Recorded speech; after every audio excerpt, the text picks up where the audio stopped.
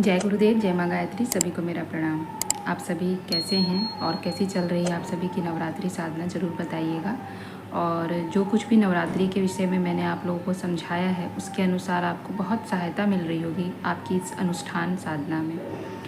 तो आप सभी बहुत अच्छे से अपने अनुष्ठान कीजिए और उम्मीद है कि सभी लोग अनुष्ठान कर रहे होंगे, क्योंकि करना ही चाहिए। चाहे कोई सा भी अनुष्ठान कीजिए, पर कीजिए, छोटा कीजिए, बड़ा कीजिए, जो भी आपसे बन पड़ता है वो सब कीजिए। और साथ ही साथ आपको अगर छूट भी जाता है, यानी कि 2-4 दिन बाद भी आप करना चाहें, जैसे अभी आज चौथा दिन है, तो आप आज से भी चाहें तो शुरू कर सकते हैं। तो शुरू कीजिए, छोड़िए मत। चाहे इस 9 दिनों में आप एक दिन भी माँ की आराधना कीजिए, पर आराधना कीजिए। आज तो मैं आप लोग से कुछ और बात करना चाहती हूँ। ये बात तो आप लोगों से आपसी बात हो गई कि आप सब कैसे हैं और आपके अनुष्ठान कैसे चल रहे हैं। पर आज मैं बात करने वाली हूँ जो लोग भी शांति कुंज आते हैं, जैसा कि आप लोगों ने देखा होगा थंबनेल में, कि आज मैं महिलाओं से, माताओं से, बहनों से निवेदन करूँगी। वो निवेदन है अनुष्ठान को ही लेकर।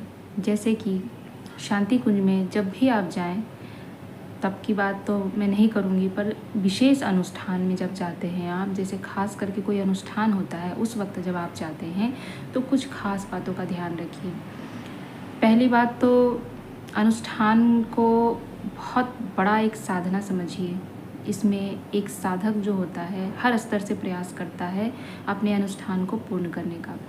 और आप ये भी नहीं जान सकते कि आपके बगल में जो बैठा है, आपके साथ जो खड़ा है, लाइन में जो आपके साथ खड़ा है, वो कितना बड़ा साधक हो सकता है, कितना छोटा साधक हो सकता है, उसकी साधना का स्तर क्या है, आप कुछ भी नहीं बता सकते हैं।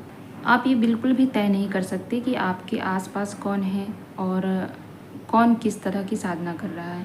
तो इसलिए मैं माताओं बहनों से निवेदन करूँगी कि जब आप शांति कुंज आते हैं और हर जगह लिखा हुआ है, हर जगह बोर्ड लगा हुआ है, पूज्य गुरुदेव आज से नहीं, न जाने कब से पूज्य गुरुदेव कहते आ रहे हैं, और पूज्य गुरुदेव कहते आ रहे हैं कि शांति कुंज कोई धर्मशाला नहीं है। आप में से कोई भी माता बहन बुरा मत मानिएगा, क्योंकि क्या होता है कि हम कुछ समझाने के लिए बोलते हैं, आप लोगों को कुछ बुरा लग जाता है तो वो हमें भी दिल में ठेस पहुंचती है। तो हम नहीं चाहते कि आपको कुछ भी बुरा लगे। आप मेरी बातों को समझिएगा। ये बात हमने नहीं, पूज्य गुरुदेव ने भी समझाया है, सभी ने समझाया है। और क्या समझाया है कि शांति कुंज धर्मशाला नहीं है। धर्मशाला का मतलब ये है कि आप यहाँ पे आए ही नहीं, ऐसा नहीं है। आप आइए, पर साधना की दृष्टि से आइए। ये क्या है? एक सिद्ध क्षेत्र है, चैतन्य क्षेत्र है, साधक के लिए एक उपयुक्त स्थान है। यानी कहते हैं कि जो लोग हिमालय जाकर तपस्या करते हैं, उसके बराबर है शांति कुंज में आप कोई साधना करे, कोई अनुष्ठान करे। तो इतना महत्व है शांति कुंज में साधना करना, शांति कुंज में अनुष्ठान करना, या शांति कुंज में रहकर एक दिन की भी तपश्चर्या करना। तो इतने महत्वपूर्ण स्थान पर जाने के समय आपको कुछ बातों का ध्यान रखना चाहिए। कुछ बातों में क्या है, बहुत छोटी छोटी चीज़ें हैं। ऐसा नहीं है कि आपको इसके लिए कुछ विशेष तैयारी करनी है, ऐसा मैं बिल्कुल भी नहीं कहूँगी। बस आपको थोड़ी सी चीज़ों का ध्यान रखना है। थोड़ी सी चीज़ों में आती है, बस आपको अपने ऊपर ध्यान रखना है। एक तो सबसे बड़ी चीज़ कि आपके अगर छोटे बच्चे हैं, मतलब बहुत छोटे बच्चे जो आपका कहना नहीं मानते, या जो आप बता रहे वो समझ नहीं सकते, या फिर वो ये नहीं समझ पाते हैं कि साधना क्या है, अनुष्ठान क्या, वगैरह वगैरह, वो नहीं जानते हैं। क्योंकि हमने देखा है शांति कुंज में तो जो 4-5 साल के बच्चे भी आते हैं, वो बहुत समझदार होते हैं, इतनी सेवा करते हैं और बैठ के लेखनी लिखते हैं, तो उनकी समझदारी की कोई बात नहीं कही जा सकती है। तो ऐसे बच्चों की तो बातें हम नहीं कर रहे हैं। वो बच्चे तो हमसे ज़्यादा कार्य कर रहे हैं गुरुदेव के, यानी कि मैंने देखा है कि वो भोजनालय में भी अपना समय देते हैं, फिर वह सारे दर्शन करते हैं, यज्ञ करते हैं, इसके बाद वो बैठ के लेखनी लिखते हैं समाधि स्थल पे। तो ऐसे बालकों की हम बातें नहीं करें। बहुत जो छोटे बच्चे हैं, जो परेशान करते हैं, जो शोरगुल करते हैं, ऐसे बच्चों को लेकर नहीं आना चाहिए साधना स्थल पे। और यदि लाए भी तो उनको उस क्षेत्र से दूर रखें जिस क्षेत्र में लोग साधना करते हैं। इन बातों का आपको खुद ध्यान रखना चाहिए और खुद समझाना चाहिए, क्योंकि अगर आप वहाँ पर सिखाएंगे तो बच्चे भी सीखेंगे, पर सिखाना तो आपको पड़ेगा ना, तो सिखाना चाहिए। दूसरी बात मैं कहूँगी उन महिलाओं से जो इतने सारे चूड़ियाँ पहन कर आती हैं, साथ ही साथ पायल में घुंघरू लगा के पहन के आती हैं, तो इन चीज़ों से ज़रा बचिए। क्यों?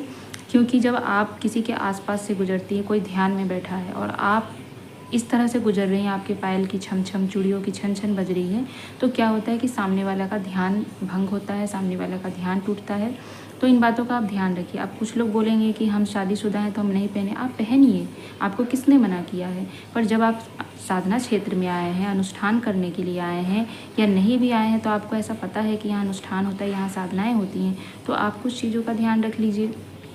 आप पायल पहनिए, घुंघरू निकाल दीजिए, जब आप घर जाइएगा वापस तब घुंघरू पहन लीजिएगा। आप चूड़ियाँ पहनिए, कोई एक मोटे मोटे बाले टाइप से पहन लीजिए। आप सुहागन हैं, आप शादीशुदा हैं, आप पहनिए, आपको मना नहीं है। पर किस क्षेत्र में कैसे कहाँ जाना चाहिए, इन बातों का ध्यान रखना चाहिए। ये घूमने की जगह नहीं है कि आप घूमने आए हैं, सज धज के घूम रहे हैं। आप सज धज के घूमिए, कोई भी आपको मना नहीं करता है, लेकिन उस सजावट में ऐसी चीज़ों का उपयोग मत कीजिए जो दूसरे का ध्यान भंग कर जाए, जिससे दूसरे का ध्यान भंग होता है, दूसरे की साधना भंग होती है। क्या होता है कि कोई ध्यान में बैठा है, क्योंकि आप सभी को पता है सभी लोग केवल माला की गिनती पूरा नहीं करते हैं। बहुत से लोग हैं जो जप के साथ ध्यान भी करते हैं। ध्यान यानी कि सविता देवता का ध्यान, वो अपने दोनों भवों के बीच में यहाँ पे सविता देवता का ध्यान करते हैं, और वो इस चीज़ का ध्यान रखते हैं कि गायत्री मंत्र के साथ सविता देवता का तेज उनके यहाँ पर मस्तिष्क पर आ रहा है, उनके दोनों भवों के बीच में आ रहा है। और जब आप ध्यान लगाते हैं तो ध्यान में आप एक कल्पना करते हैं, एक मनोभूमि बनाते हैं, आपके अंदर वो चीज़ आती है कि हाँ हम जप कर रहे हैं और सामने माँ गायत्री हैं और उनका प्रकाश आ रहा है, सविता देवता का प्रकाश आ रहा है। तो इन सब चीज़ों में ध्यान होता है। और जब कोई व्यक्ति ध्यान कर रहा है कि गायत्री माता दिख रही है, अभी सविता देवता का तेज आ रहा है, तब तक बगल से किसी छन छन छन छन की आवाज़ आ गई, बगल से चूड़ियों की आवाज़ आ गई। आप माला कर रहे हैं तो भी चूड़ियाँ ऐसे ऐसे जब आप हाथ घुमा रहे हैं तब तक आपकी चूड़ियाँ बज रही हैं।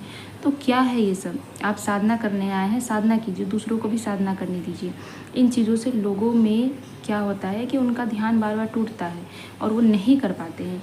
अब जैसे गायत्री मंदिर हो गया, समाधि स्थल हो गया, हिमालय क्षेत्र हो गए, इन सब जगहों पे क्या है कि लोग साधना करने इसलिए जाते हैं क्योंकि वहाँ पर साधना ज़्यादा फलीभूत होती है। लोगों को ऐसा लगता है कि वहाँ पर बहुत दिव्य जगह है तो वहाँ कर सकते, करने को तो अपने रूम में भी कर सकते हैं।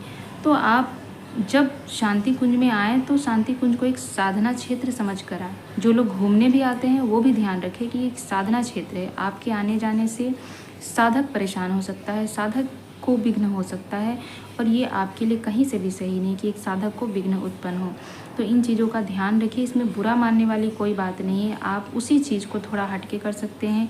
आप जैसे सब कुछ पहनिए, आप चूड़ी पहनिए, पायल पहनिए, कान का पहनिए, जो भी पहनना है आपको पहनिए, जैसे रहना है रहिए, लेकिन ऐसी चीज़ों का उपयोग कीजिए जैसे मैंने अभी बताया। चूड़ी पहनना है तो एक बाला पहन लीजिए, जिससे कि कई सारी चूड़ियाँ होंगी नहीं तो आपस में वो एक दूसरे से जुड़ेंगी नहीं और आवाज़ें आएंगी नहीं। पायल पहनना है तो बिना घुंघरू वाले पायल पहन लीजिए, जिससे कि पायलों की आवाज़ नहीं आएगी। इससे आपका श्रृंगार भी बना रहेगा और साथ ही साथ साधना क्षेत्र की साधना भी बनी रहेगी और साधक की मनोभूमि भी बनी रहेगी। तो इससे दोनों काम हो जाएगा। तो कृपया इस बात का बुरा मत मानिएगा। और जो लोग भी वहाँ हैं अभी और जो लोग भी सुन रहे हैं, समझ रहे हैं, तो अभी से ही सब चेंज कर लीजिए। पायलों के घुंघरू निकालिए, चूड़ियाँ एक एक डाल लीजिए और साधना कीजिए। क्योंकि बहुत से लोग परेशान हो रहे हैं। बहुत से लोगों ने मुझसे कहा कि यहाँ पर ऐसा होता है, वहाँ पर ऐसा हो रहा है, तो ये चीज़ें हमें अच्छा नहीं लगता है। क्योंकि पूज्य गुरुदेव ने भी कई बार कहा है कि साधना क्षेत्र को साधना क्षेत्र रहने दीजिए, इसको धर्मशाला मत बनाइए। पूज्य गुरुदेव ने स्वयं, जब यहाँ की बहनें, शांति कुंज की बहनों ने श्रृंगार करके जब गुरुदेव के पास पहुँची, कुछ त्यौहार था, शायद तीज का त्यौहार था, तो गुरुदेव बहुत नाराज़ हुए थे और बहुत कुछ उन्हें सुनाया था। उसके बाद बहनों ने सोच लिया था कि जब तक गुरुदेव है हम इतना श्रृंगार करेंगे ही नहीं। तो पूज्य गुरुदेव ने इसे साधना क्षेत्र बनाया। वो चाहते हैं कि यहाँ साधक आएँ, साधना करें। और हम ये भी नहीं कह सकते ना कि कौन सा साधक किस स्तर का साधना कर रहा है, उसको किस प्रकार की परेशानियां हमारी वजह से उत्पन्न हो रही है, उसकी साधना में हम विघ्न उत्पन्न कर रहे हैं। तो हमें इन चीज़ों का ध्यान खुद देना पड़ेगा, हमें इन चीज़ों के बारे में खुद समझना पड़ेगा। और जो कुछ भी वहाँ शांति कुंज में निर्देश दिया रहता है, उस निर्देश को भी ध्यानपूर्वक पढ़िए, सुनिए, समझिए, वैसा कीजिए। एक आदमी आपके पीछे दौड़ने वाला नहीं होना चाहिए। गायत्री मंदिर में किस तरफ से आपको एंट्री करनी है, कहाँ से निकलना है, आप वहाँ बोर्ड लगाए पढ़िए, बोर्ड के अनुसार अपना काम कीजिए। ज़रूरी तो नहीं कि आपको हर एक चीज़ सिखाया जाए। आज के समय में सभी पढ़े लिखे हैं, सभी समझदार हैं और हर जगह निर्देश दिया हुआ है। शांति कुंज में हर जगह निर्देश है। हर निर्देश को पढ़िए, समझिए और उसके अनुसार कार्य कीजिए। बस इतना ही कहकर मैं अपनी बात समाप्त करूँगी। किसी को भी बुरा लगे तो बहुत बहुत क्षमा चाहती हूँ। बुरा मानने की कोई बात नहीं है। हम सब गुरु भाई बहन हैं, तो एक दूसरे को समझा सकते हैं। हो सकता है ये बात हर कोई आपसे ना कहे, पर आप सबको पता है कि मैं बहुत स्पष्ट रूप से कोई बात समझाती हूँ। तो ये बात आप समझिए और आज से ही अपने अंदर बदलाव कीजिए। अभी भी नवरात्रि के 4-5 दिन हैं, उनमें लोगों को अच्छे से साधना करने दीजिए और अपने आप को बदल लीजिए। इसमें कुछ भी बुराई नहीं है। बहुत अच्छा होगा कि अगर आप ऐसा करेंगे, आपको भी अंदर से सुकून मिलेगा कि हाँ, आपने कुछ गुरुदेव के लिए किया। हाँ, सही बात है कि हमारी वजह से किसी की साधना में कुछ विघ्न आ रहा था, तो हम उस विघ्न को दूर कर दिए। तो इसमें कुछ बुरा मानने की बात नहीं है, बहुत अच्छी बात है यदि आप अपना सुधार कर लेते हैं, आप अपने में कुछ बदलाव लाते हैं। ये सब देखकर पूज्य गुरुदेव बहुत खुश होंगे। उनको बहुत अच्छा लगेगा कि हाँ, मेरे बच्चों ने अपनी गलती समझी और सुधार लिया, और गलती नहीं भी कहें तो उन्होंने थोड़ा सा बस अपने अंदर बदलाव लाया और देखो कितना बड़ा काम हो। तो सभी माताओं बहनों से मेरा निवेदन है कि कृपया जो मैंने समझाया है उसे समझने की कोशिश कीजिएगा, बुरा मत मानिएगा और उसमें बदलाव अवश्य कीजिएगा। जय गुरुदेव, जय माँ गायत्री। सभी की नवरात्रि बहुत अच्छे से मने और सब लोग अच्छे से नवरात्रि कीजिए, अच्छे से अनुष्ठान कीजिए, और जो अभी तक नहीं कर रहे हैं वो अभी से भी शुरू कर सकते हैं और अभी से भी शुरू करके कीजिए। जय गुरुदेव।